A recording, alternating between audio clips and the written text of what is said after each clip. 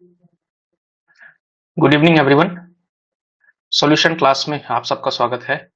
तो हम paper one के सारे टॉपिक वाइज टेस्ट कंप्लीट कर चुके हैं और इसमें जो है अब से हमारा पेपर टू के अंदर के जो आपके टॉपिक वाइज टेस्ट थे उसको जो है आज से स्टार्ट करना है।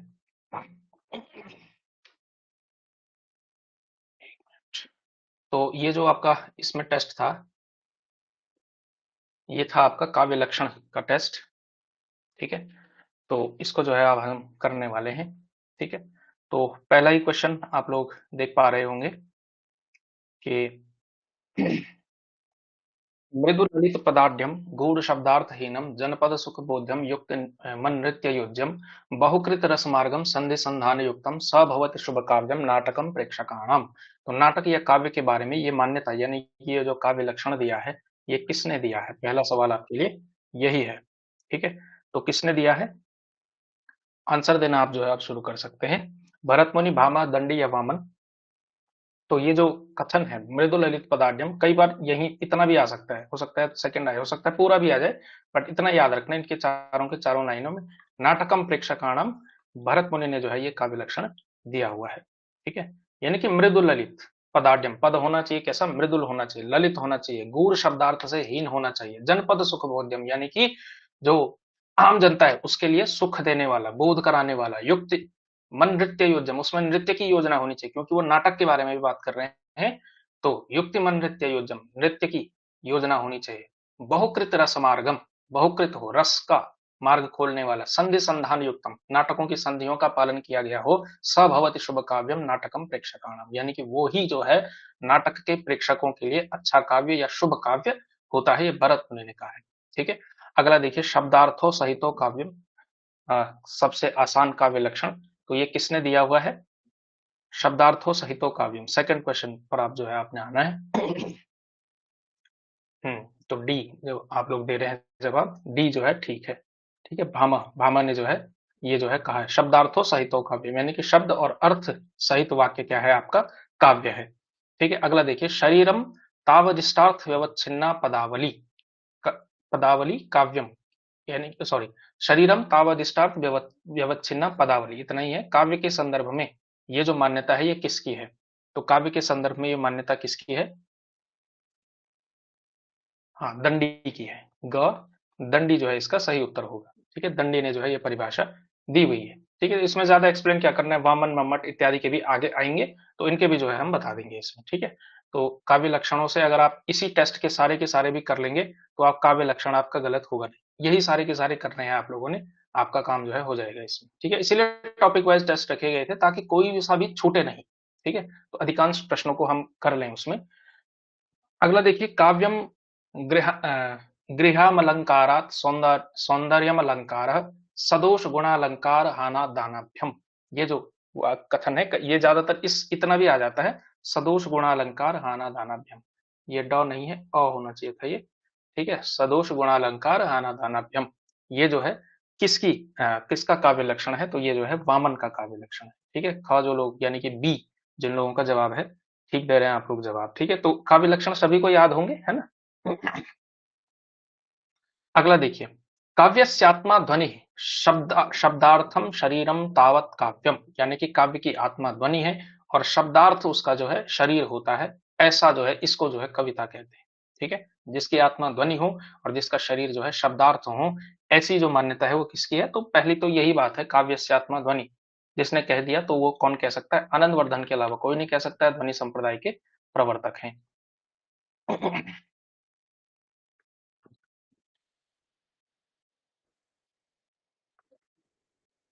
ध्वनि संप्रदाय के प्रवर्तक हैं, तो शब्दार्थम शरीरम तावत काव्यम। अगला देखिए, निर्दोषम गुणवत् काव्यालंकारैरलंकृतम रसान्वितम कवि कुर्वन् कीर्ति प्रीतिं च विन्दति, ये जो लक्षण है ये किसने दिया है? निर्दोषम गुणवत् काव्यालंकारैरलंकृतम, यानी कि निर्दोष हो, दोष रहित हो, गुण सहित हो, काव्यालंकारैरलंकृतम, काव्यम क्या, काव्य जो होता है अलंकारों से अलंकृत होता है। रसान्वितम कवि कुर्वन्, यानी रसों की अन्विति हो उसमें, कवि कुर्वन्, ऐसा अगर कोई कवि करता है तो उसको क्या मिलता है? कवि को कीर्ति और प्रीति मिलती है। तो ये जो काव्य लक्षण दिया है ये किसने दिया है? ये थोड़ा थोड़ा काव्य प्रयोजन की भी काव्य संकेत इसी एक श्लोक में या इसी एक उक्ति में जो है उन्होंने कहा है।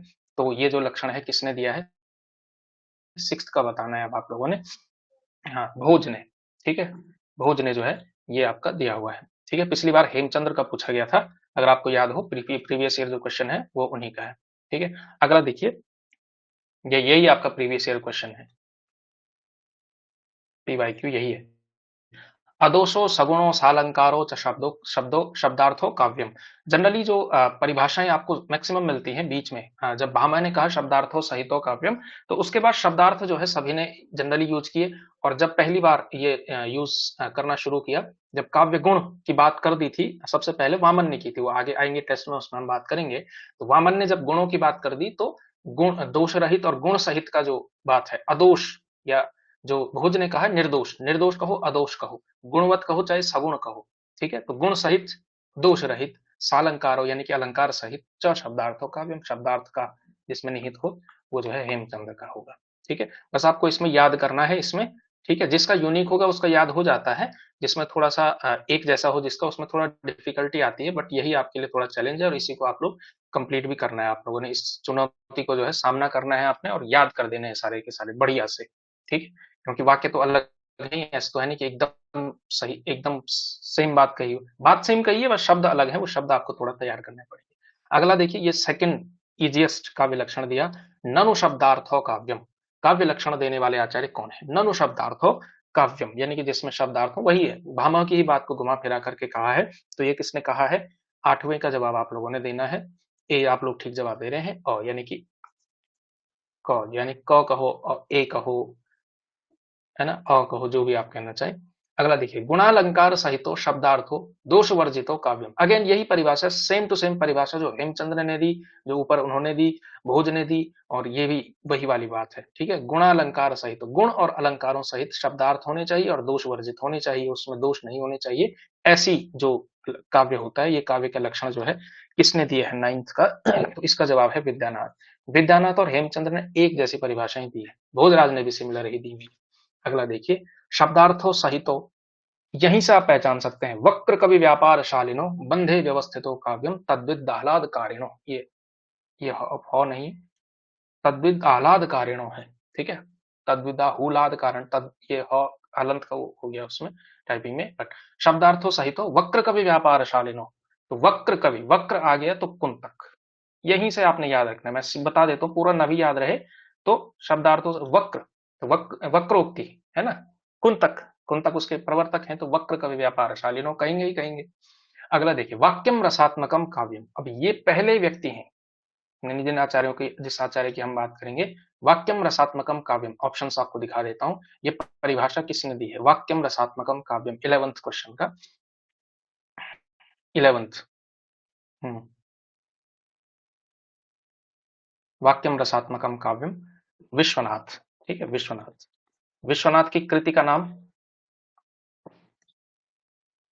देखिए, इसमें थोड़ा सा हो सकता है, चलिए उसमें मैं रखूंगा। कृतियों से भी जनरली सवाल पूछे जाते हैं, एक या दो सवाल आप जरूर देखेंगे, रचनाओं पर होंगे यहाँ पर भी, काव्यादर्श किसकी है, साहित्य दर्पण किसकी है, इत्यादि इत्यादि, वो सब भी पूछे जाते हैं। ठीक है, तो वो आपने बताना है। तो कौन सा है, इसकी कृति कौन सी है, विश्वनाथ जी की कृति का नाम क्या है, कोई बता सकता है? बहुत जरूरी है ये कृतियां याद करना भाई। हाँ ठीक है, आपने साहित्य दर्पण। ठीक है, साहित्य दर्पण जो है विश्वनाथ की कृति का नाम है। तो ये जो है आपको अपने हिसाब से ये भी करना पड़ेगा। ठीक है। अच्छा, कोई बता सकता है वामन की कृति का नाम? वामन,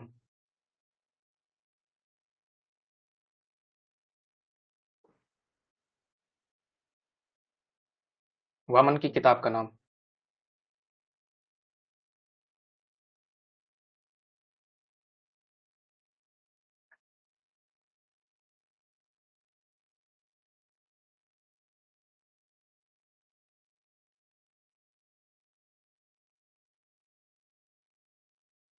हम्म, काव्यालंकार सूत्रवृत्ति।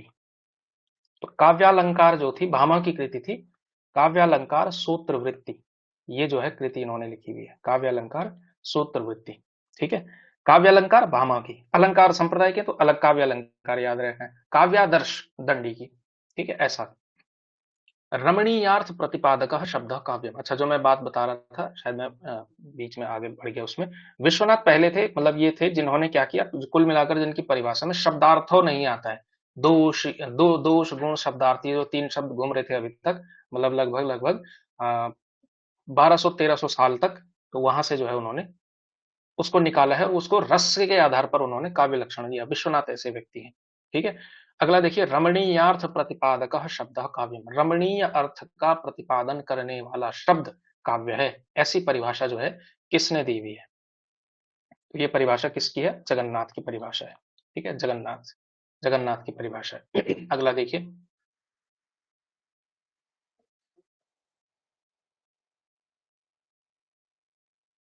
निर्दोषो लक्षणवती सरीतिर्गुण भूषिता सालंकार रसानेक रसानेक वृत्तिर्वाक काव्यान। ये थोड़ा सा इसमें मिसप्रिंट है शायद, एक मिनट।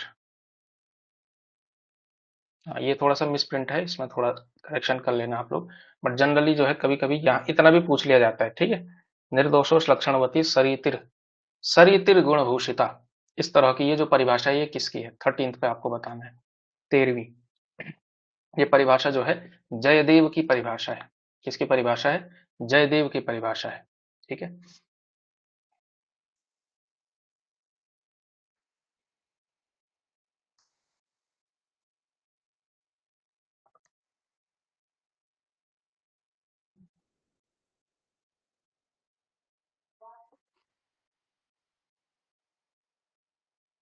तो इन्होंने क्या किया है? रीति और वृत्ति, रीति और वृत्ति को जोड़ा है इन्होंने, रीति और वृत्ति को जोड़ा है काव्य लक्षण में। किसने? जयदेव ने। ठीक है। अगला देखिए, तद दोषो शब्दार्थो सगुणा वन अलंकृति पुनः क्वापि। ये जो काव्य लक्षण दिया है ये किसने दिया है? 14th क्वेश्चन आपको बताना है, ये किसका है? ये बहुत प्रसिद्ध परिभाषा है, कई बार परीक्षाओं में पूछी जाती है, और ये व्यक्ति भी बहुत महत्वपूर्ण है। 14th।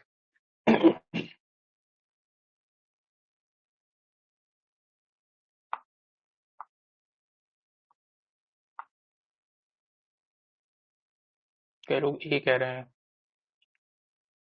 ए नहीं, बी, मम्मट। ठीक है, तद दोषो शब्दार्थो सगुणा वन अलंकृति पुनः क्वापि। ये यहीं से याद रखने, पुनः क्वापि किसका है? मम्मट का है। ठीक है, पुनः क्वापि किसका है? मम्मट का है। इतना ध्यान रखना, यहीं से आप पहचान सकते हैं उसको। ठीक है। अगला लिखिए, देखिए, साधु शब्दार्थम संदर्भम गुणालंकार भूषितम स्फुट रीति रसोपेतम काव्यम कुरुवीत कीर्तये। ये जो लक्षण है, काव्य लक्षण है, ये किसने दिया हुआ है? हाँ, बी। तो मतलब 15वें का बताइए अब।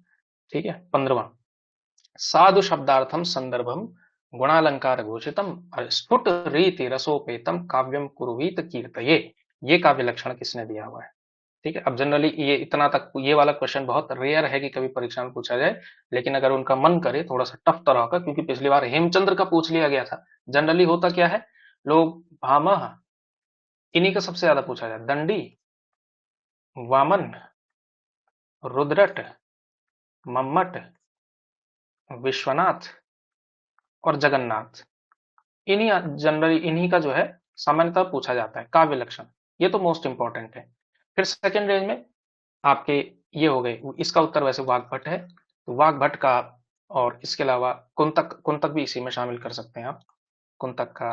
ठीक है, हेमचंद्र का, विद्यानाथ का, ये सेकंड कोटि है जो लेस इंपॉर्टेंट है, बट पिछली बार तो हेमचंद्र ही पूछा गया था, तो हम इसको लाइटली नहीं लेंगे। ठीक है, इसको याद कर लेंगे। अगला देखिए, गुणवत अलंकृतंच वाक्यमेव काव्यम। ये परिभाषा जो है काव्य लक्षण, ये जो है किसने दिया हुआ है? गुणवत अलंकृतंच वाक्यमेव काव्यम। गुणवत हो, अलंकृत हो, वही वाक्य हो होता है, काव्य होता है, ऐसी यही परिभाषा है। ठीक है, इन्होंने दोष नहीं लिखा, बाकी सारे के सारे, बाकी तीन तो लिखे ही है ना, गुण अलंकार, ये तो लिखे ही है। तो ये परिभाषा किसकी है? 16th पर पूछ रहा हूं मैं आपसे, डी। ठीक है ना, राजशेखर। तो राजशेखर की परिभाषा है गुणवत अलंकृतं च वाक्यमेव काव्यम। अगला देखिए,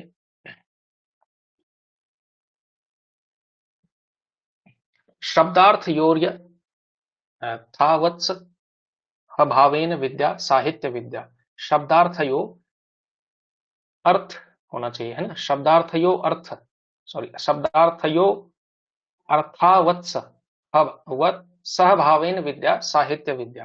ठीक है, ये जो कविता, ये जो उसके बारे में जो है काव्य लक्षण जो है ये किसका है? तो देखिए राजशेखर की दो हैं। ठीक है, राजशेखर की दो काव्य लक्षण है। एक तो ये साहित्य विद्या वाला है, इतना भी याद रखेंगे आपका काम चल जाएगा। ठीक है, वत सहभावेन विद्या, विद्या साहित्य विद्या, एक तो साहित्य विद्या वाला, और एक ये वाला जो हमने अभी देखा, गुणवत अलंकृतं च वाक्यम काव्यम। ठीक है, तो ये राजशेखर के दो काव्य लक्षण है, इन दोनों को आप लोगों ने तैयार करना है। ठीक है, अगला देखिए 18वां प्रश्न, क्वेश्चन, काव्यम विशिष्ट शब्दार्थ साहित्य सदलंकृति। ये जो काव्य के विषय में मान्यता है ये किसकी है? ठीक है, ये मान्यता किसकी है? काव्यम विशिष्ट शब्दार्थ साहित्य सदलंकृति, ये जो है ये किसका है? तो ए वाग्भट हो जाएगा, क्षेमेंद्र का, रुद्र का, विश्वनाथ का। तो ये जो परिभाषा है ये किसकी है? 18वें का, दोबारा दिखा देता हूं, दोबारा पढ़ लीजिए। काव्यम विशिष्ट शब्दार्थ साहित्य सदलंकृति। ठीक है, काव्यम विशिष्ट शब्दार्थ साहित्य सदलंकृति। तो ये जो परिभाषा है ये दी हुई है आपकी क्षेमेंद्र ने। किसकी परिभाषा है ये? क्षेमेंद्र की परिभाषा है। ठीक है, क्षेमेंद्र किस संप्रदाय के प्रवर्तक हैं? क्षेमेंद्र किस संप्रदाय के प्रवर्तक हैं? बी तो आप लोगों ने जवाब दिया है, अच्छा दिया है। इसमें बताइए। औचित्य संप्रदाय के प्रवर्तक हैं। ठीक है, ये तो बेयर मिनिमम है जो आपको किसी भी कीमत पर करना है। ये फ्री का क्वेश्चन है संप्रदाय के प्रवर्तकों का। ठीक है, और बहुत संभावना है कि आए ही आए वो क्वेश्चन, और फ्री का क्वेश्चन है तो सबने करना है वो। ठीक है, ये बात है। अगला देखिए, काव्य शब्दो शब्दोयम, काव्य शब्दोयम गुणालंकार संस्कृतयो शब्दार्थयो वर्तते। काव्य शब्दो, सॉरी, काव्य शब्दो शब्दोयम गुणालंकार संस्कृतयो शब्दार्थयो वर्तते। ये जो काव्य लक्षण है ये किसका है? तो यहां से जो पहचानने वाला शब्द है संस्कृतयो वाला, ये वाला थोड़ा सा, तो जो शब्द थोड़ा यूनिक हो, जैसे मम्मट के क्या है, वन सगुणा वन लंकृति पुनः क्वापी, तो पुनः क्वापी उसे आप मम्मट याद रख सकते हैं। एक दो शब्द, एक दो शब्द। ठीक है, ऐसे जो है आपको याद रखने हैं तो आपका काम चल जाएगा। तो ये जो परिभाषा दी है ये किसने दी हुई है काव्य लक्षण की? ये भी जो है वामन की परिभाषा है। ठीक है, वामन की ही परिभाषा है ये भी। अगला देखिए, कवे कर्म काव्यम, यानी कि कवि जो करेगा वही कविता है। ऐसी परिभाषा किसने दी है? बड़ी सिंपल सी परिभाषा है। ये परिभाषा किसकी है? 20, क्वेश्चन नंबर 20। कवे कर्म कर्म काव्यम कुंतक। ठीक है, हाँ, तो एक तो वक्र कवि व्यापार शालीनों वाली, और एक कवे कर्म काव्यम, ये जो है कुंतक की परिभाषा है। ठीक है, अगला देखिए, ये भी वही बात कह रहा है, कवि व्यापारो ही विभावादि संयोजनात्मा रसाभिव्यक्त व्यभिचारी काव्यम। अब ये जो है रस के आधार पर, रस के आधार पर हो रही है। ठीक है, रस के आधार पर काव्य लक्षण दिया गया है। ये जो है किसने जो है ये काव्य लक्षण दिया हुआ है? कवि व्यापारो ही विभावादि संयोजनात्मा रसाभिव्यक्त व्यभिचारी काव्यम, ये जो है किसने दिया है? हाँ, सी, महिम भट्ट। ठीक है, महिम भट्ट का ये जो है काव्य लक्षण है। अगला देखिए, अनुभावा विभावानाम वर्णना काव्य मुच्यते। ठीक है, अनुभाव और विभाव से वर्णित जो है काव्य क्या है? उचित है। ये जो है मान्यता किसकी है? 20 सेकंड दोबारा पढ़ लीजिए इसमें, अनुभावा विभावानाम वर्णनाम काव्य मुच्यते।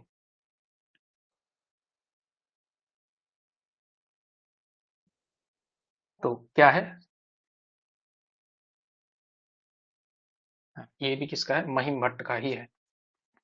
ठीक है, तो इसमें जो है ये आपने ध्यान रखना, ये दो परिभाषाएं, एक तो कवि व्यापारो ही विभावादि संयोजनात्मा रसाव्यक्त व्यभिचारी काव्यम, और सेकंड अनुभावा विभावानाम वर्णनाम काव्यम उच्चते। ठीक है, उच्चयते। ये जो है महिम भट्ट की दो परिभाषाएं, दोनों ही रस और रस के अवयवों पर आधारित काव्य लक्षण है, वो आपने तैयार कर लेने हैं। ठीक है, अगला तो यही है, ये 20-22 ही हैं जो काव्य लक्षण है, मैक्सिमम इतने ही हैं, इसके अलावा आपसे पूछे नहीं जाते हैं। मतलब और भी हैं, और भी हो सकते हैं, बट वो और भी रेयरेस्ट ऑफ द रेयर है, तो एकदम मतलब पाताल लोक से खींच करके लाने की जरूरत नहीं है, पूछे जाएंगे तो इसी में से आएंगे। इनको आप लोग अच्छे से कर लीजिए, फ्री का नंबर है। ठीक है, बढ़िया नंबर मिलेगा। अगला देखिए, अब जो है रीतिकाल के कुछ लोग, तो रीतिकाल वाले भी आप लोगों ने करने हैं भाई। ठीक है, रीतिकाल के ये जो परिभाषाएं हैं, इनको भी आप लोग कर लीजिएगा बढ़िया से। अब हो सकता है ये रीतिकाल के अंदर पूछा जाए, हो सकता है काव्य लक्षण में पूछा जाए। ठीक है, तो जहां भी पूछेंगे उसको कर लेना। ठीक है, चलिए 23वें क्वेश्चन का उत्तर दीजिए। जदपि सुजाति सुलक्षणी सुबरन सरस सुवृत भूषण बिनु न बिराजई कविता वनिता मित। बहुत प्रसिद्ध है। ठीक है, और जो ग्रुप सी की तैयारी कर रहा है उसको भी ये आता है कि ये केशवदास की जो है का ये दोहा है। ठीक है, अगला देखिए। यद्यपि दोष बिन गुण सहित अलंकार सो लीन कविता बनिता छवि नहीं रस बिन तदपि प्रवीण। केशव की ही परिभाषा को जो है एक तरह से दूसरे शब्दों में इन्होंने कहा है। ठीक है, वीडियो साफ नहीं है, और जूम करूं क्या? लो, ये इधर से तो साफ है, मेरे डिवाइस पे तो दिख रही है भैया। आप थोड़ा सा वो चाहें तो वो कर सकते हैं, उसकी क्वालिटी इंक्रीज कर सकते हैं वहां पे। खैर आगे बढ़े। हाँ, तो क्या कह रहा था मैं, ये वाला यद्यपि दोष बिन गुण सहित अलंकार सोलीन, ये जो है ये किसका है? श्रीपति। किसका है? श्रीपति का है। श्रीपति रीतिबद्ध कवि थे, उनका जो है ये परिभाषा है। ठीक है, अगला देखिए। सगुण अलंकार सहित दोष रहित जो होई और शब्द अर्थवारो कवित विबुध कहत सब कोई। ये जो परिभाषा दी है, ये जो काव्य लक्षण है किसका है? कुल मिलाकर देखिए, ये जो इन्होंने जो किया है, रीतिकाल के बारे में आपकी अंडरस्टैंडिंग होगी ही कि रीतिकाल के विषय में जो परिभाषाएं हैं वो किसकी हैं। वो जनरली उन्होंने क्या किया है, संस्कृत के ही काव्य लक्षण जो आप जो वो है ना लक्षण ग्रंथ, तो लक्षण ग्रंथ क्या है? जो संस्कृत के काव्य शास्त्रीय ग्रंथ थे, बामा दंडी रुद्र इत्यादि के लिखे हुए, उन्हीं को लक्षणों को पढ़ करके वो ब्रज भाषा में लिख देते थे। तो सगुण अलंकार सहित दोष रहित जो हुई, वही वाली परिभाषा है जो हेमचंद्र की है, जो विद्यानाथ की है, जो आगे के आचार्यों की है, वही परिभाषा है किसकी है। ठीक है, 25 के ऑप्शन दिखा देते हैं हम आपको ये। ठीक है, तो 25 का जो उत्तर है ये किसका है? बहुत प्रसिद्ध है, चिंतामणि का। ठीक है, चिंतामणि का जो है आप लोगों ने याद रखना ही रखना है। ठीक है, सगुण अलंकार सहित दोष रहित जो हुई। अगला देखिए। बत कहाऊ रस में जोई कवित कहावे सोई। बत कहाऊ रस में जोई कवित कहावे सोई। जो रस में जो बात कही गई हो वही जो है कवित यानी कि कविता कही कही जाती है, उसे ही कविता कहा जाएगा। ठीक है, तो ये कुल मिलाकर क्या है, रसवादी परिभाषा है। जो जैसे विश्वनाथ की परिभाषा है वाक्यम रसात्मकम काव्यम, वही तो है ये परिभाषा। तो शब्दों का अंतर है, भाषा का अंतर है। ठीक, तो ये जो परिभाषा है ये किसकी है? ये परिभाषा है। ठीक है, आगे देखें। अगला देखिए। दोष रहित और गुण सहित कथुक अल्प अलंकार शब्द अर्थ सो कवित है ताको करो विचार। वही परिभाषा है, सेम टू सेम परिभाषा है। किसने जो है ये कहा? 27 आपको बताना है, 27वां प्रश्न। दोष रहित और गुण सहित कछुक अल्प अलंकार और शब्द अर्थ सो कवित है ताको करो विचार। ये परिभाषा किसकी है? ये परिभाषा है कुलपति मिश्र की। किसकी है? कुलपति मिश्र की। ठीक है, ताको करो विचार से भी आप याद रख सकते हैं, कछुक अल्प अलंकार से याद रख सकते हैं, ये थोड़े बहुत अलंकार। ठीक है, ये यहां से याद रख सकते हैं, कछुक अल्प अलंकार। ये जो परिभाषा है किसकी है? कुलपति मिश्र की है। ठीक है, आगे देखें। अगला देखिए। सब जीव तिहि अरथ मन रसमय सुजन शरीरा चलत बहे जुग छंद गति अलंकार गंभीरा होना चाहिए ये। ठीक है, जब शरीरा आ रखा है तो गंभीरा ही होगा उसमें। ठीक है, तो क्या सब जीव ते अर्थ मन 28 इसकी, इसका क्या उत्तर है? सब जीव ते अर्थ मन रसमय सुजस शरीरा। तो ये जो है किसका है? देव। रसमय सुजस शरीर होना चाहिए, दोहा खराब हो रहा है ना? गंभीर का गंभीर ही होगा। सब जीव ते अर्थ मन रसमय सुजस शरीर, हाँ अब ठीक लग रहा है। चलत वहे जुग छंद गति अलंकार गंभीर, ये है देव का जो है ये काव्य लक्षण है। ठीक है, अगला देखिए। रस कविता को अंग है, सॉरी, रस कविता को अंग भूषण है भूषल सकल और गुण स्वरूप और अरंग दूषण करे कुरूपता है ये, कुरूपता। ठीक है, तो ये जो है सोरठा में लिखा हुआ है। ठीक है, रस कविता को अंग भूषण है भूषण सकल, कई बार इतना भी आ सकता है, रस कविता को अंग और भूषण है भूषण सकल। तो ये जो परिभाषा है ये किसकी है? भिखारी दास। ठीक है, ज्यादातर देखेंगे आप, मैंने जो इसको याद करने के तरीका था, ठीक है, तो याद हो ही गया है, बट अगर याद नहीं हो, बड़ी दिक्कत आ रही हो, तो भिखारी दास एक ऐसे आदमी हैं जिन्होंने दोहे में नहीं लिखा है। मतलब दोहे में काव्य लक्षण नहीं लिखा, इनके या तो सोरठा मिलेगा या सवैया मिलेगा, काव्य लक्षण नहीं लिखा। तो दोहा मिले तो भिखारीदास ऑप्शन हो तो कम से कम वो एलिमिनेट करें। दोहे में काव्य लक्षण नहीं लिखा, जनरली सोरठा मिलता है और सवैया मिलता है। ठीक है, अगला देखिए, सबद सुमति मुखते कहे, ले पर वचन अर्थ, छंद भाव भूषण सरित सरस, सो कही काव्य समर्थ। ये जो काव्य लक्षण है ये किसका है? तो ये भी देव का है। ठीक है, देव का। तो देव के दो हो गए, दोनों आपने तैयार करने हैं। अगला देखिए, देखिए यही यही मैं कह रहा था।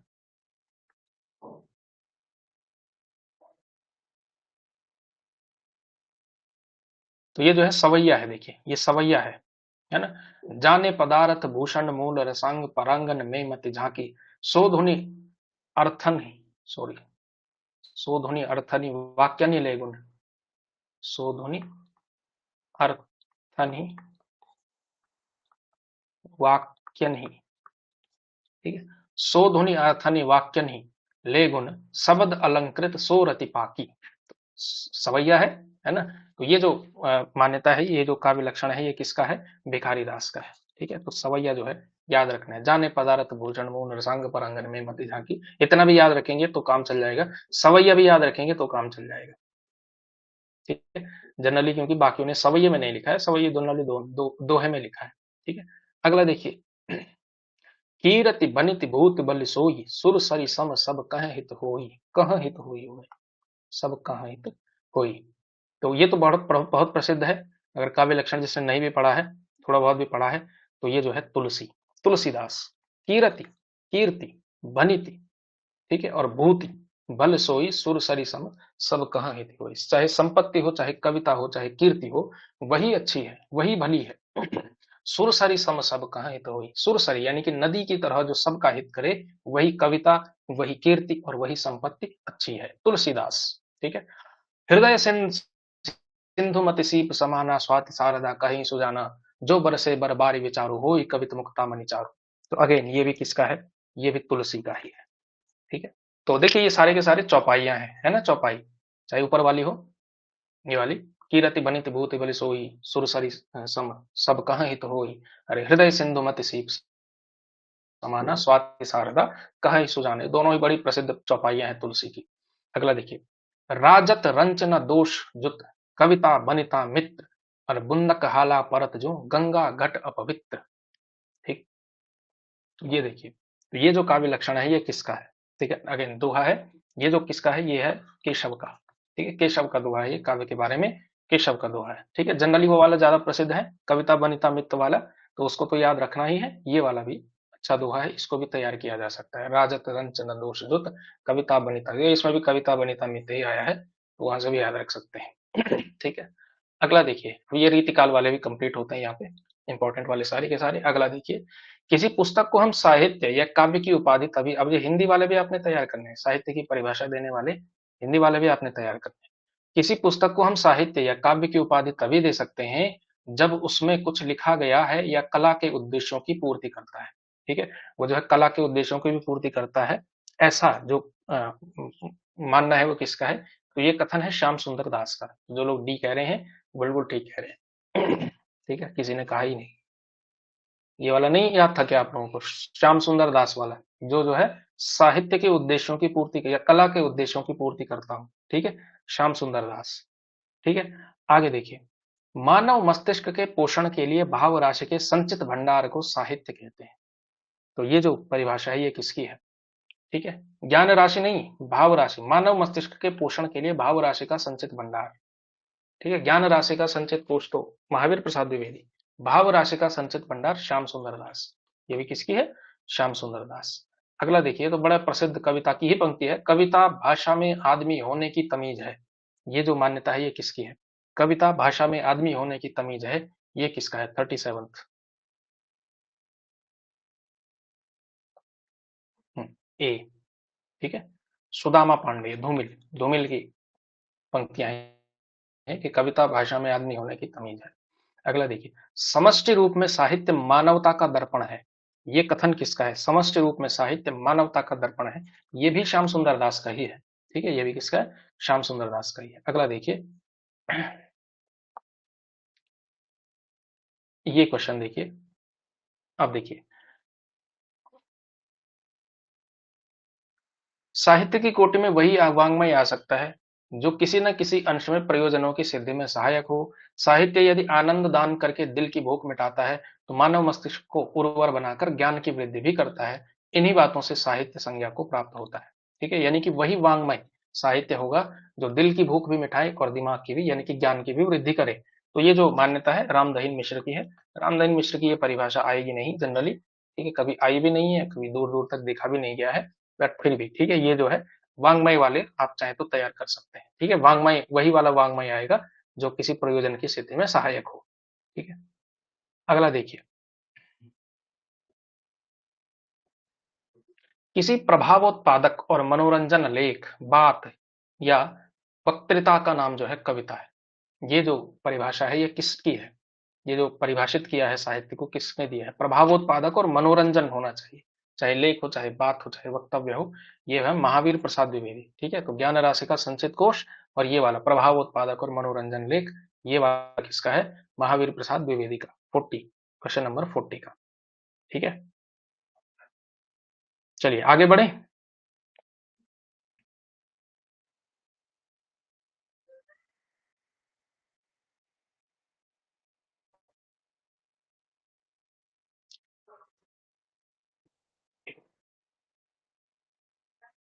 चलिए आगे बढ़ते हैं। अब यहाँ तक पहुंच गए आप लोग भी।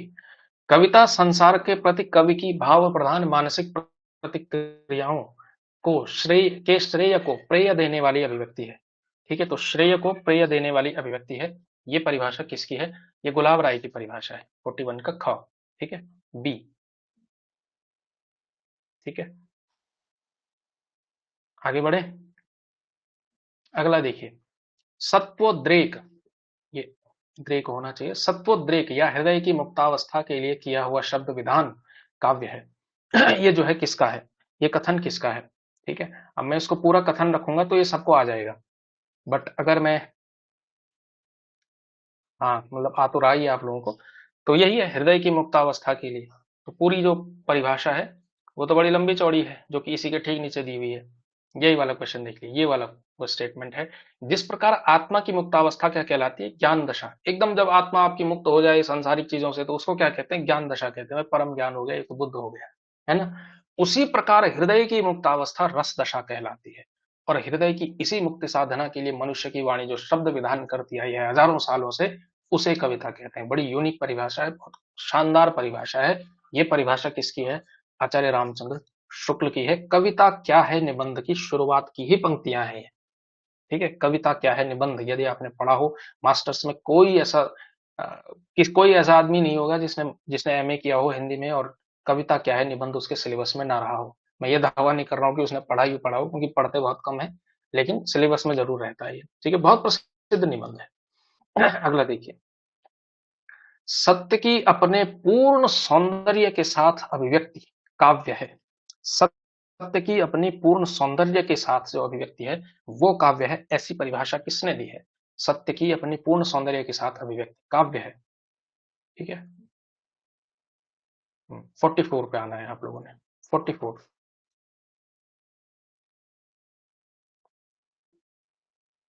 सी, जो लोग कह रहे हैं सी, जयशंकर प्रसाद। प्रसाद की ये परिभाषा है। ठीक है, प्रसाद की एक और परिभाषा है संकल्पनात्मक अनुभूति वाली परिभाषा। ठीक है, प्रसाद की एक और परिभाषा कि कविता क्या है? संकल्पनात्मक अनुभूति की अभिव्यक्ति है।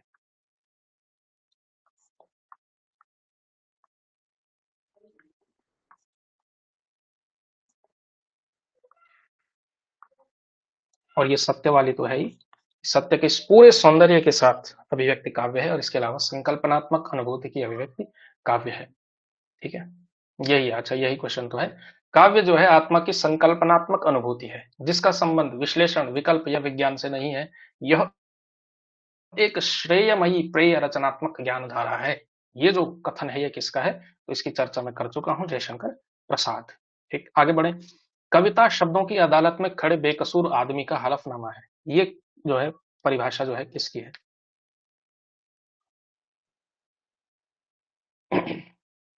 46, कि कविता शब्दों की अदालत में खड़े बेकसूर आदमी का हलफनामा है, ये कथन किसका है? ठीक है, ममता, वही बात ठीक कह रहे हैं आप लोग। धूमिल, सुदामा पांडे धूमिल। तो एक तो वही कविता भाषा में सॉरी, भाषा में आदमी होने की तमीज है, और दूसरा कविता क्या है? शब्दों की अदालत में खड़े बेकसूर आदमी का हलफनामा है, एफिडेविट है। ठीक है। अगला देखिए, कविता हमारे परिपूर्ण क्षणों की वाणी है। बड़ी सरल परिभाषा है, किसने दी है? परिपूर्ण क्षणों की वाणी है,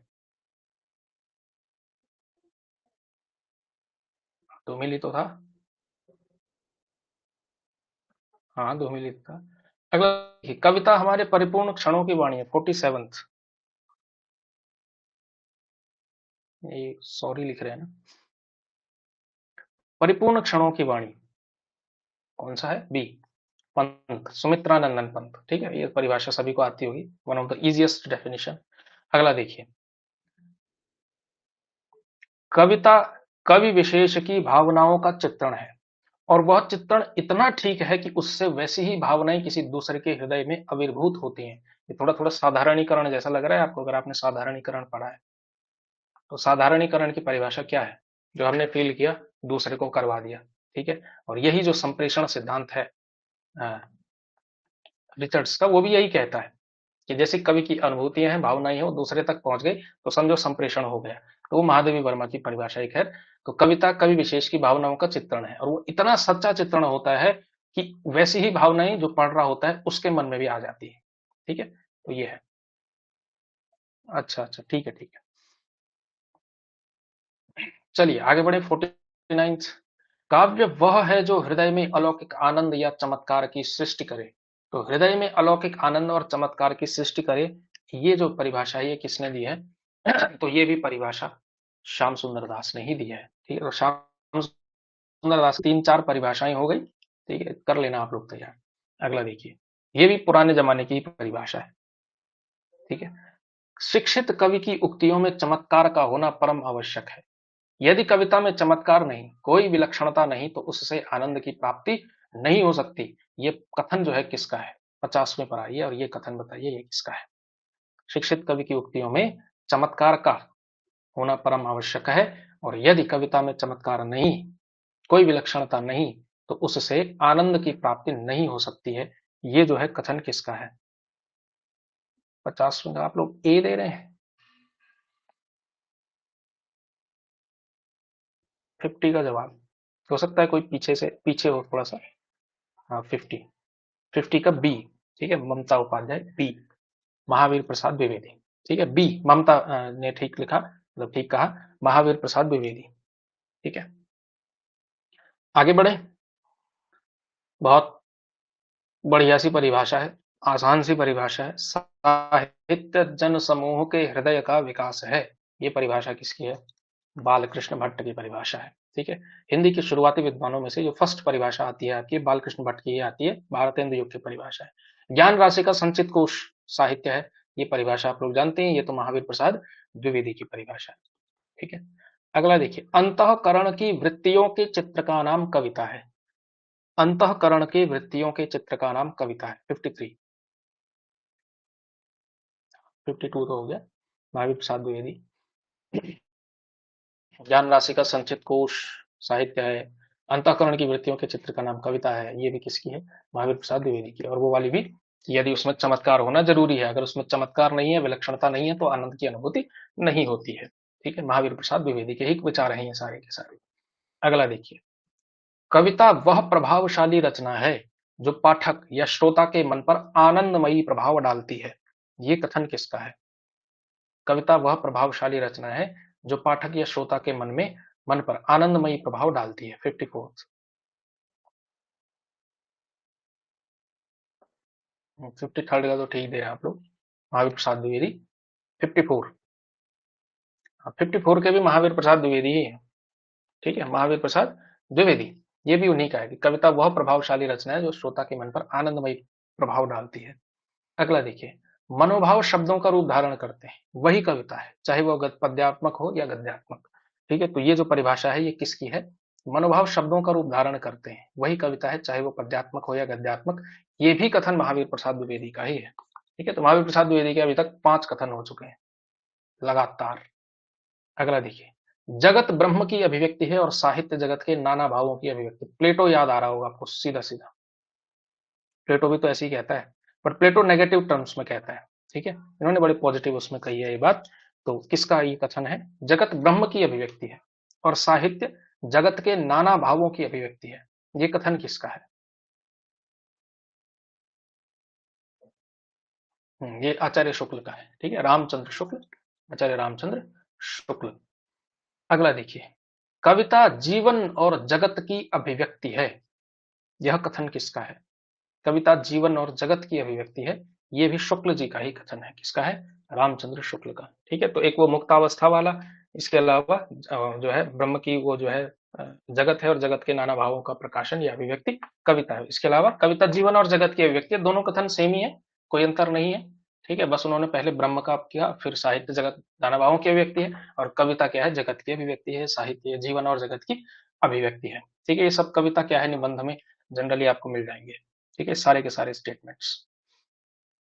58 पर आइए, अगला देखिए, ये कथन किसका हो सकता है? साहित्य वह है जिसे चरस खींचता हुआ किसान भी समझ सके और खूब पढ़ा लिखा भी समझ सके। तो देखिए, ये जो कथन है, ये जाहिर है कि अच्छा, इसके विकल्प भी सारे वैसे ही हैं। जाहिर है कि ये किसी साहित्यकार का जो है नहीं होगा, क्योंकि साहित्यकार इस तरह के शब्दों का प्रयोग नहीं होता, तो संकल्पनात्मक अनुभूति जैसे शब्दों का प्रयोग करेगा, मुक्तावस्था और ज्ञान राशि का संचित कोश और पता नहीं क्या क्या। तो ये जो कथन है ये किसका है? 58 प्रेमचंद का नहीं है। चरस खींचता हुआ किसान भी समझे और खूब पढ़ा, वो तो आलोचना कहते हैं, वो तो आलोचना की सेंस में लेकर जाते हैं। उन्होंने तो, प्रेमचंद के तो दो हैं। साहित्य वो है जिसमें मतलब वो तो कहानी के बारे में है कि कोई मनोवैज्ञानिक सच्चाई प्रकट हो, और या फिर सेकंड है कि साहित्य जो है जीवन की आलोचना है, ये है प्रेमचंद की बात। ठीक है, तो ये कथन किसका है? ये गांधी जी का कथन है, महात्मा गांधी का कथन है, महात्मा गांधी। ठीक है, अगला देखिए, साहित्य किसी जाति की वाणी की वह अखंड परंपरा है जो उसके जीवन के स्वतंत्र रूप की रक्षा करती हुई जगत की गति के अनुरूप उत्तरोत्तर उसका अंतर विकास करती चलती है। तो बड़ी भारी भरकम परिभाषा है ये, और ये भारी भरकम परिभाषा शुक्ल जी के अलावा और कौन दे सकता है? ग। ठीक है, इसका उत्तर क्या है? डी, सॉरी डी नहीं, सी, शुक्ल जी। अगला देखिए, सादगी, असलियत और जोश समन्वित रचना काव्य है। ये परिभाषा किसकी है? सादगी, असलियत और जोश समन्वित रचना किसकी रचना जो है काव्य है, ये कथन किसका है? कविता के बारे में। ये भी तो काव्य लक्षण ही दे रहे हैं सब। ठीक है, तो ये किसका है? 60वें का, ये भी महावीर प्रसाद द्विवेदी। ठीक है, आचार्य महावीर प्रसाद द्विवेदी। अगला देखिए, अर्थ सौष्ठव ही कविता का प्राण है। अर्थ सौष्ठव यानी कि अर्थ का सुंदर तरीके से पेश हो जाना, व्यक्त हो जाना, वही कविता का प्राण है। कुल मिलाकर वही वाली बात है, शब्दार्थो सहितो काव्यम जैसी परिभाषा है, बट अलग तरीके की है थोड़ा। अर्थ सौष्ठव, सौष्ठव है ना, तो सुंदरता, अर्थ का सौंदर्य ही कविता का प्राण है। तो ये जो है किसकी परिभाषा है? ये भी महावीर प्रसाद द्विवेदी की ही परिभाषा है। ठीक है, तो इसमें महावीर प्रसाद द्विवेदी छाए हुए हैं इस टेस्ट में, क्योंकि बहुत इस तरह के वाक्य जिन्होंने बहुत सूत्र वाक्य टाइप के किए हुए हैं ना, एकदम परिभाषित सा किया हुआ है, वो जो है आपके लिए इंपॉर्टेंट हो जाते हैं। फॉर एग्जाम्पल जैसे चंद्रधर शर्मा गुलेरी हैं, तो उन्होंने साहित्य को परिभाषित करने के लिए, फॉर एग्जाम्पल कह रहा हूँ, जरूरी नहीं कि उन्होंने ऐसा किया हो, उदाहरण दे रहा हूँ। ठीक है, माना कोई क है, कोई साहित्यकार, उसने साहित्य की परिभाषा में एक पूरा एक पैराग्राफ खर्च किया है, तो फिर समझ लीजिए कि फिर वो आपकी परीक्षा में नहीं आ सकता है। ठीक है, आएगा भी नहीं। क्यों नहीं आएगा? ये पूरा पैराग्राफ थोड़ी लिखने बैठेगा वहां पे एग्जामिनर टाइप करने के लिए, ऐसा होता है। ठीक है, तो इस तरह के जो सूत्र वाक्य हैं ये बड़े इंपॉर्टेंट हो जाते हैं और याद करने भी आसान रहते हैं, ये पॉजिटिव पॉइंट है। अगला देखिए, काव्य तो प्रकृत मानव अनुभूतियों का नैसर्गिक कल्पना के सहारे ऐसा सौंदर्यमय चित्रण है जो मनुष्य मात्र में स्वभावतः अपने अनुरूप भावोच्छ्वास और सौंदर्य संवेदन उत्पन्न करता है। इसी सौंदर्य संवेदन को भारतीय पारिभाषिक शब्दावली में रस कहते हैं। ये कथन जो है किस विद्वान का है? ठीक है, दोबारा पढ़ते हैं। काव्य क्या है? प्रकृत मानव अनुभूतियों का नैसर्गिक कल्पना के सहारे सौंदर्यमय चित्रण है, और ऐसा सौंदर्यमय चित्रण है जो मनुष्य मात्र में स्वभावतः अपने अनुरूप भावोच्छ्वास और सौंदर्य संवेदन उत्पन्न करता है। ठीक है, तो कल्पना के सहारे मानव की अनुभूतियों का चित्रण करेगा, पहला पॉइंट। दूसरा, मनुष्य मात्र में स्वभावतः अपने अनुरूप भावोच्छ्वास और सौंदर्य संवेदन उत्पन्न करता है, यानी भावनाओं का उच्छ्वास करता है, भावनाओं को जागृत करता है और सौंदर्य की संवेदना पैदा करता है। और यही जो सौंदर्य संवेदना है, इसे ही रस कहते हैं। ऐसा ये जो कथन है, ये किसका है?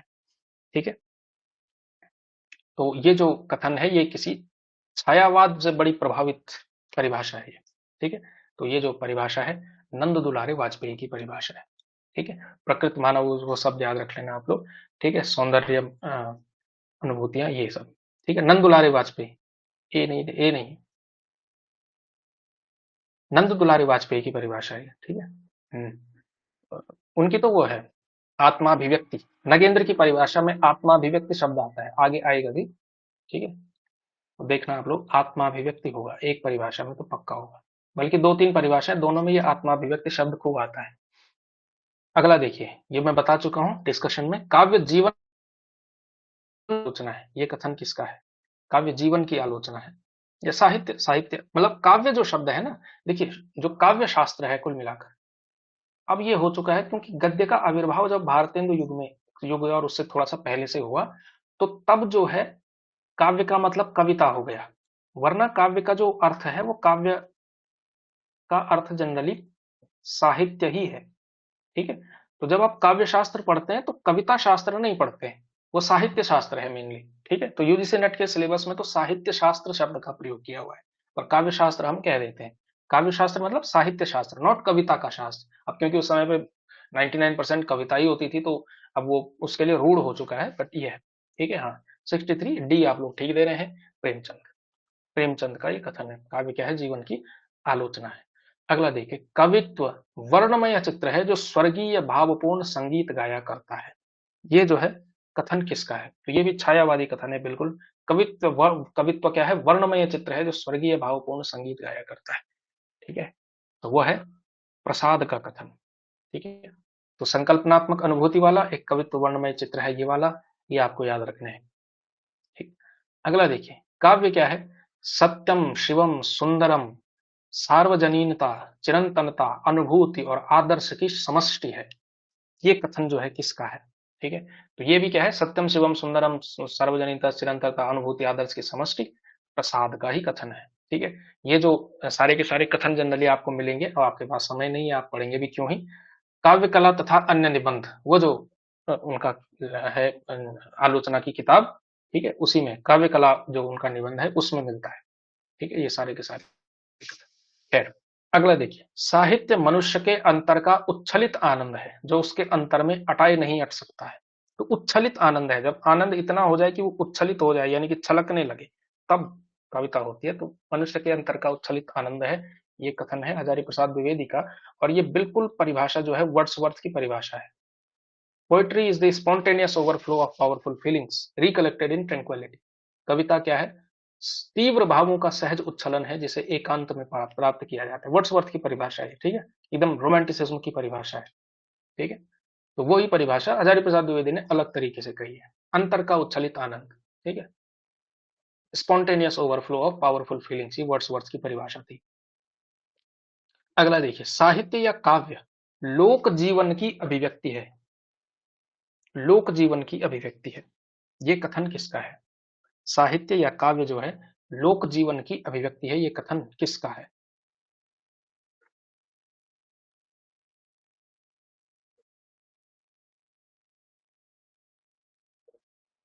साहित्य या काव्य लोक जीवन की अभिव्यक्ति है। विश्वनाथ प्रसाद मिश्र। विश्वनाथ प्रसाद मिश्र, ठीक है, विश्वनाथ प्रसाद मिश्र आलोचक के रूप में आप लोग जानते हैं, रीति काव्य के पहले आधिकारिक विद्वान, जिन्होंने रीतिकाल को कहीं ना कहीं जो आचार्य शुक्ल के आक्रमण थे, आचार्य शुक्ल ने जिस तरह से उसे खारिज कर दिया था पूरे रीतिकाल को, उसके उससे जो है कहीं ना कहीं बचाने का काम किया। मिश्र जी का योगदान ये था हिंदी साहित्य के अंदर। नंदुलारे वाजपेयी ने छायावाद को बचाया है। अगला देखिए, सहृदयों की आह्लादकारक रुचिर रचना काव्य है। सहृदयों की आह्लादकारक रुचिर रचना काव्य है, ये कथन जो है किसका है? तो ये भी ये रामदहीन मिश्र का कथन है। ठीक है, रामदहीन मिश्र का। ठीक है, कविता, ये देखिए बड़ा इंपॉर्टेंट कथन है। कविता सबसे पहले और अंत में शब्द है। ठीक, तो शब्द को लेकर के बहुत आग्रह रहता था इस विद्वान का। ये कवि थे, ठीक है, चारों ही कवि लगे हुए हैं उसमें। बट ये जो कथन है ये किसका है? ये उसी का है जो प्रयोगवाद नई कविता के प्रवर्तक अज्ञेय। सबसे पहले और अंत में शब्द है कविता। ठीक है, तो शब्द पर विशेष आग्रह ये जो है अज्ञेय थी कविता के संदर्भ में। अगला देखिए, काव्य अखंड मानव जीवन के व्यक्तित्व की अनुभूति है। अखंड मानव जीवन के व्यक्तित्व की अनुभूति है। लक्ष्मी नारायण सुधांशु। ठीक है, ये है। अगला देखिए, साहित्य जनता की वाणी है, उसके जातीय चरित्र का दर्पण है, प्रगति पथ पर बढ़ने के लिए उसका मनोबल है, उसकी सौंदर्य की चाह पूरी करने वाला साधन है। ठीक है, तो मैं आपको एक ट्रिक बता दूं, जहां कहीं जातीय शब्द आ जाए, जातीय आ जाए, ठीक है, सीधा सीधा आप लोग अगर विकल्प में दिख जाए रामविलास शर्मा तो टिक करके आ जाना। ठीक है, 60-70% संभावना है वो सही होगा और यही सही भी है इस संदर्भ में। यार ये तो आपको याद करना ही है कि साहित्य जनता की वाणी है, उसके जातीय चरित्र का दर्पण है, प्रगति पथ पर बढ़ने के लिए उसका मनोबल है और सौंदर्य की चाह पूरी करने वाला साधन है। ठीक है, रामविलास शर्मा। अगला देखिए, काव्य आत्मा की अभिव्यक्ति न होकर कला साधना है, जिसमें कवि की निजी अनुभूतियां वस्तु रूप प्राप्त करती हैं। ये एकदम रोमांटिसिज्म के विपरीत परिभाषा है। ठीक है, वो कहते हैं कि देखिए रोमांटिसिज्म थोड़ा पाश्चात्य काव्य शास्त्र में लेके जा रहा हूं आपको, ज्यादा नहीं घुमाऊंगा। और एक फिर आए टी एस इलियट, निर्वैयक्तिकता सिद्धांत देकर गए। रोमांटिसिज्म कहता था spontaneous overflow of powerful feelings, कि जो आपके मन में पावरफुल फीलिंग्स आई उसने सीधा सीधा आपने स्पॉन्टेनियस ओवरफ्लो कर दिया, तीव्र भाव सहज उच्छलन कर दिया। ठीक है, तो उसके बाद आए आपके इलियट, और इलियट ने कहा कि ये जो है कविता नहीं होती है। कविता क्या होती है? कविता जो है एक भोगने वाले मन और रचना करने वाले मन में एक अनिवार्य अंतर बना रहना चाहिए। ठीक है, कि आपने भोगा और तुरंत जो आपके मन में फीलिंग आई, ये भावनाओं का वमन नहीं है। कविता क्या है? भावनाओं का वमन नहीं है, बल्कि भावनाओं को तो एक उनको थोड़ा तपने देना चाहिए, थोड़ा सा घुटने देना चाहिए अपने अंदर, थोड़ा समाने देना चाहिए, फिर कविता लिखनी चाहिए। ऐसा तो इलियट मानते थे, और इलियट का ही भारतीय वर्जन अज्ञेय है। ये कथन अज्ञेय का है। ठीक है, तो अभिव्यक्ति नहीं है, कवि की निजी अनुभूतियां वस्तु रूप प्राप्त कर। अज्ञेय की बड़ी प्रसिद्ध कविता की पंक्तियां भी हैं कि सुनो कवि, भावनाएं नहीं है सोता, भावनाएं स्रोत नहीं है कि तुमने सीधा पानी पिया उठा लिया। कविताएं कवि भावनाएं नहीं है सोता, भावनाएं खाद हैं केवल, इन्हें थोड़ा और तपने दो। ऐसा ऐसा करके कविता है। ठीक है, कहते हैं कि थोड़ा रुको, थोड़ा ठहरो, भोगने वाले मन और रचना करने वाले मन में एक अंतर बनाओ, क्योंकि जितना अंतर होगा उतनी ही कविता अच्छी होती है। ये इलियट की मान्यता थी। इसे निर्वैयक्तिकता सिद्धांत कहते हैं पाश्चात्य काव्य शास्त्र के अंदर। ठीक है, चलिए खैर 73 देखिए, काव्य रचना मूलतः अपने को अपनी अनुभूति से पृथक करने का प्रयत्न है। ये भी वही परिभाषा है, सेम टू सेम। अपनी अनुभूति से अपने आप को अलग करना है, अपने ही भावों के निर्वैयक्तिकरण की चेष्टा, वही बात है। तो ये जो वचन है ये किसका है? ये भी अज्ञेय का ही है।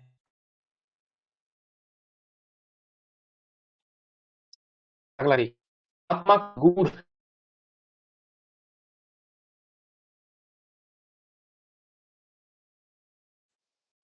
74 पर आई है।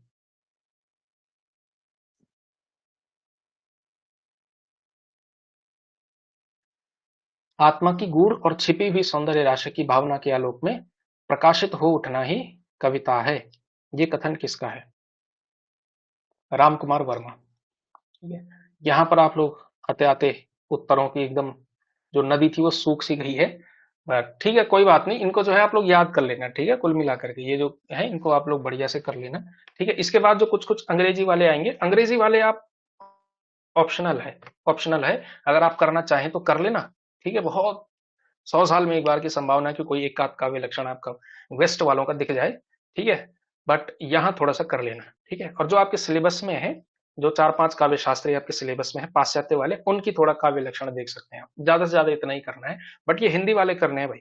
हिंदी वाले, रीतिकाल वाले, संस्कृत वाले तो मोस्ट इंपॉर्टेंट। बट ये वाले हम जनरली इनको इग्नोर कर देते हैं, बट ये परीक्षा में पूछे जाते हैं भाई। ठीक है, तो अगला देखिए, कविता मनोरंजन नहीं आत्मानुसंधान का उन्मेष है। ये कथन किसका है? मनोरंजन नहीं, आत्मानुसंधान का उन्मेष है। ये कथन किसका है? दिनकर का। रामधारी सिंह दिनकर का है। ठीक है, 75 का ए। ठीक है, हाँ ए आप लोग ठीक दे रहे हैं जवाब। अगला देखिए, ये भी कथन इन्हीं का है। प्रत्येक कविता किसी न किसी हद तक आध्यात्मिक होती है। ये कथन किसका है?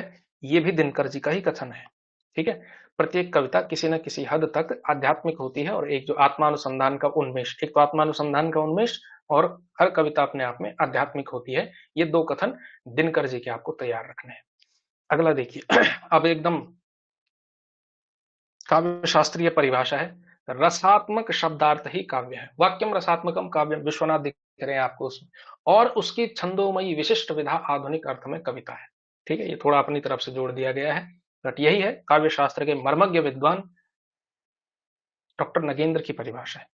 रसात्मक शब्दार्थ ही काव्य है और उसकी छंदोमयी विशिष्ट विधा आधुनिक अर्थ में कविता है। ये कथन डॉक्टर नगेंद्र का है। ठीक है, अगला देखिए, साहित्य आत्माभिव्यक्त जीवन की अभिव्यक्ति। यही मैं कह रहा था, आत्माभिव्यक्त खूब शब्द आएगा तो नगेंद्र करके आ जाए। ठीक है, नगेंद्र, आत्माभिव्यक्ति आएगा हमेशा। ठीक है, अगला देखिए, ये कथन किसका है? इसी के बारे में मैं चर्चा कर रहा था, जिसमें कोई मनोवैज्ञानिक सच्चाई हो, जिसमें कुछ असर डालने का गुण हो। ये प्रेमचंद का है। साहित्य उसी रचना को कहेंगे जिसमें कोई सच्चाई प्रकट की गई हो, जिसमें दिल और दिमाग पर असर डालने का गुण हो। ये डॉट डॉट डॉट बीच में इसलिए एक दो वाक्य इसमें और हैं, बट वो अननेसेसरी है, तो ये है बस। ये ध्यान रखने लायक है कि साहित्य वही रचना होगी जिसमें कोई सच्चाई प्रकट की गई हो, यानी कि जिसमें कोई यथार्थ हो, कुछ ना कुछ यथार्थ हो, और जिसमें दिल पर भी असर डालने वाली बात हो और दिमाग पर भी असर डालने वाली बात हो। ये प्रेमचंद की मान्यता है। इसकी मान्यता है, प्रेमचंद की मान्यता है। अगला देखिए, साहित्य के अंतर्गत वह सारा वाङ्मय लिया जा सकता है जिसमें अर्थबोध के अतिरिक्त भावोन्मेष अथवा चमत्कार पूर्ण अनुरंजन हो। यह कथन किसका है? साहित्य के अंतर्गत वह सारा वाङ्मय लिया जा सकता है जिसमें अर्थबोध के अतिरिक्त भावोन्मेष तथा चमत्कार पूर्ण अनुरंजन हो। तो ये परिभाषा शुक्ल जी की परिभाषा है। ठीक है, शुक्ल जी होंगे विकल्प में। हाँ, रामचंद्र शुक्ल। ठीक, अब जो है ये कुछ क्वेश्चन है, 15-16 क्वेश्चन। तो ये जो है आपके ये वाले हैं, वेस्ट के हैं, पाश्चात्य के ही हैं ये। तो इनमें से कुछ में 8-10 तो आप लोग याद रखिए लेना, बड़े आसान से, कोई इसमें समस्या नहीं है। यूनिक सी परिभाषाएं हैं। सर्वोत्तम शब्द अपने सर्वोत्तम क्रम में। ठीक है, कविता है, यानी कि बेस्ट ऑर्डर होना चाहिए, और best words in best order is poetry. ये परिभाषा जो है दी हुई है कॉलरिज ने। कॉलरिज वर्ड्सवर्थ के सहयोगी थे, साथ में काम किया था, बाद में अलग हो गए थे, उनकी परिभाषा है। अगला देखिए, कविता सुस्पष्ट संगीत है। ठीक है, म्यूजिक के बारे में जो है, म्यूजिक से जो है इन्होंने स्पष्ट किया है, ड्राइडन। ठीक है, ड्राइडन, कविता जीवन की आलोचना है। वही वाली परिभाषा है, प्रेमचंद वाली परिभाषा। आपके यहाँ प्रेमचंद की उससे ही पूछा जाएगा कि साहित्य जीवन की आलोचना है या काव्य जीवन की आलोचना है। यहाँ पर जो ये जो परिभाषा, ये मैथ्यू आर्नल्ड ने दी थी मूलतः। ठीक है, वेस्ट में ये परिभाषा मैथ्यू आर्नल्ड ने दी हुई है। अगला देखिए, यही वाली परिभाषा जिसका मैं जिक्र कर रहा था, स्पॉन्टेनियस ओवरफ्लो वाली, यही है। कविता प्रबल अनुभूतियों का सहज उद्रेक है जिसका स्रोत शांति के समय में स्मृत मनोवेगों से फूटता है, रिकलेक्टेड इन ट्रैंक्विलिटी। ये कथन किसका है? ये वर्ड्सवर्थ का है। ठीक है, वर्ड्सवर्थ, वर्ड्सवर्थ। अगला देखिए, कविता कल्पना और संवेग के द्वारा जीवन की व्याख्या है। कल्पना और संवेग के द्वारा, हडसन। ठीक है, काव्य जो है संगीतमय विचार है। ठीक है, म्यूजिकल थॉट है कविता। ये किसका विचार है? तो ये कार्लाइल का विचार है। ठीक है, ड्राइडन भी इसी तरह की बात करता है, बट वो कहता है संगीत है, ये संगीतमय विचार कहता है कार्लाइल, ये थोड़ी सी अलग बात है। अगला देखिए, सौंदर्य की लयात्मक सृष्टि कविता है। सौंदर्य की लयात्मक सृष्टि कविता है, ये एडगर एलन पो की परिभाषा है। अगला देखिए, भावनाओं से रंजित बुद्धि काव्य है। भावनाओं से रंजित बुद्धि काव्य है, ये कथन जो है किसका है? तो ये जो है विल्सन का कथन है। ठीक है,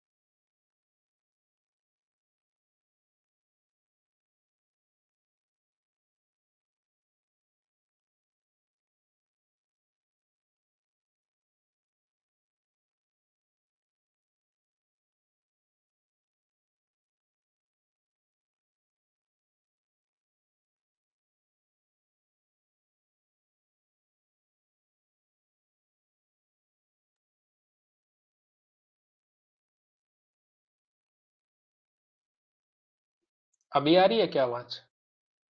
हेलो एनीवन?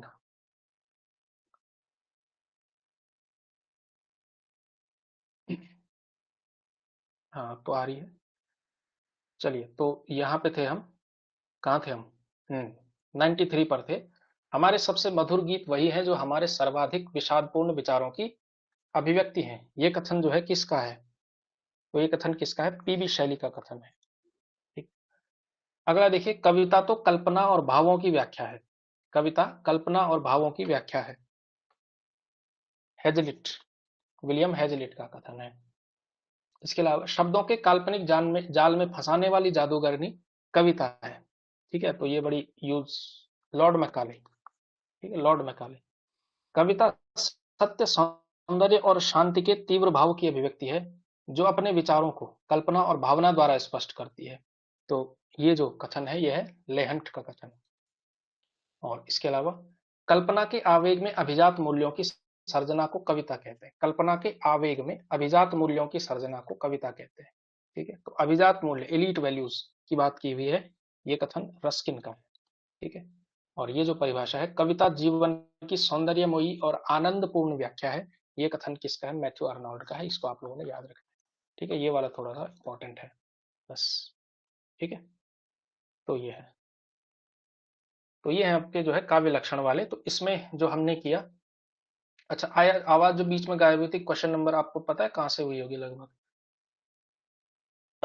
मैंने थोड़ा देर में देखा। तो आई होप कि ये वाले तो हो ही गए होंगे, आपके हिंदी वाले हो गए होंगे पूरे, है ना? यहाँ से। तो बाकी ये जो शुरुआत के हैं, जैसे कॉलरिज हैं, ड्राइडन है, मैथ्यू आर्नल्ड हैं, इनके आप लोग थोड़ा तैयार कर लेना। बाकियों का जो है उतना वो नहीं है। ठीक है, हाँ तो 83 से तो ठीक है नहीं, बट बाकियों के ठीक है, ये क्वेश्चंस ये आप लोग जो है बाकी कर लेना। तो हिंदी के सबसे इंपॉर्टेंट संस्कृत के, दूसरे नंबर पर इंपॉर्टेंट हिंदी के, और फिर रीतिकाल के, और फिर चौथे नंबर पे रखेंगे पाश्चात्य के। ये क्रम होना चाहिए। ठीक है, ये होगा इसमें सीरियल।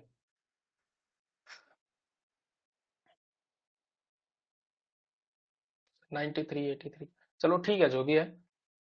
तो ये जो है इस क्लास में, बाकी का जो टेस्ट नंबर 2 है, उसको जो है हम कल की क्लास में करेंगे, अगली क्लास में करेंगे। ठीक है, धन्यवाद। तो इसमें हमने 98 ही क्वेश्चन रखे थे, क्योंकि काव्य लक्षण वाला जो है मैंने पहले बना लिया था, इसका पीडीएफ बन चुका था, तो मुझे लगा इसको मैं डाल देता हूँ। बाकी में पूरे 150 क्वेश्चंस होंगे। ठीक है, दिए होंगे आप लोगों ने। तो बाकी में सारे के सारे 150 ही तक हैं। ठीक है, इसी में थोड़ा सा कम है, बाकियों में पूरे क्वेश्चन है। ठीक है, चलिए धन्यवाद।